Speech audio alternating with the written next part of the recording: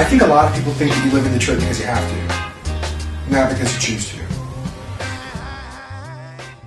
I've heard so many times, I didn't think I was in Detroit when I crossed into your neighborhood.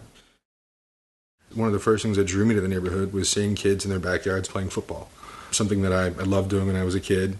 I've chosen the community that I live in because of the people, because of the assets, and because of the possibilities of changing things. Hi, my name is Mike, and this is how I see Detroit. So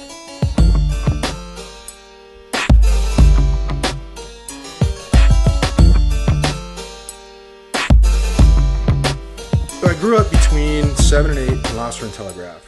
I saw the neighborhood transition from every parcel having a house and having a garage to one by one houses being burnt down. Growing up in Detroit, I saw the barrel of a gun 3 different times in my life. There was a critical point when it was obvious that the neighborhood had reached a level of decline and wasn't going to come back. When I was in New York, I remember being on Facebook and saying something about Detroit, and someone had a response, something to the effect of, well, you left. And my reply was, I still feel like I live in Detroit even though I dwell someplace else. I had a sense of passion for the city that I wasn't actually living in. I had an interest in the place, and I still called it home.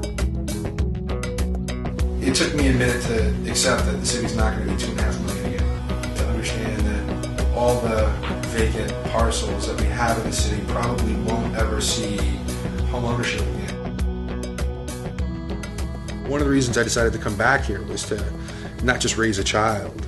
It was to raise a child with family, with all these great assets around, and it was to raise a child to be a citizen. That means someone who's willing to not just pay taxes, but make a contribution. I don't think there's any place better to teach a child how to be part of a solution than in Detroit. I want to make sure that my kid has the same type of exposure that somebody in New York does, where they go outside their house and they're greeted by the United Nations. But we're just going to have to work a little bit harder in making sure that the kids are exposed to diversity. And I'm willing to do that. I don't know what it means yet to be a Detroiter, even though I was born and raised here. But I can say that I feel good about being in Detroit, and I feel good about being a Detroiter because I have an interest in rolling my sleeves up and being part of the solution. For a time, I thought the big divides were Woodward and 8 Mile and Telegraph. The big divide is culture. The big divide is ideology. The big divide is fear. We've been conditioned in the metro area.